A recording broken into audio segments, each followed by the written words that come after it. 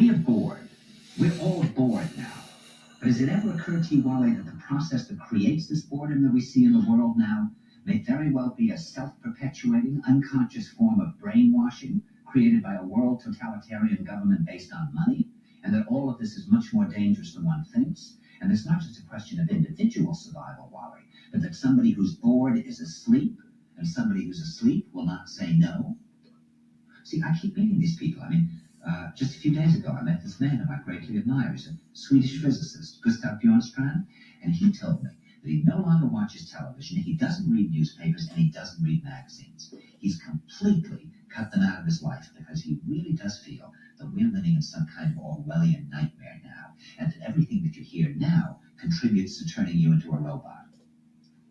When I was at Findhorn, I met this extraordinary English tree expert who had devoted his life to saving trees. Just got back from Washington, lobbying to save the redwoods. He's 84 years old. He always travels with a backpack because he never knows where he's going to be tomorrow.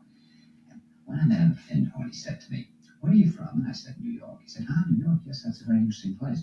Do you know a lot of New Yorkers who keep talking about the fact that they want to leave but never do?" And I said, "Oh, yes." And he said, "Why do you think they don't leave?" I had no different banal theories. He said, "Oh, I don't think it's that way at all." He said, "I think that New York is the new model for the new concentration camp, where the camp has been built by the inmates themselves, and the inmates are the guards, and they have this pride in this thing they built. They built their own prison, and so they exist in a state of schizophrenia, where they are both guards and prisoners, and as a result, they no longer have, having been lobotomized, the capacity to leave the prison they've made, or to even see it as a prison." And then he went into his pocket, and he took out a seed for a tree, and he said, "This is a pine tree."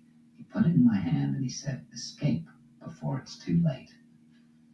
See, actually, for 2 or 3 years now, Chiquita and I have had this very unpleasant feeling that we really should get out. Do we really feel like Jews in Germany in the late 30s? Get out of here. Of course, the problem is where to go, because it seems quite obvious that the whole world is going in the same direction.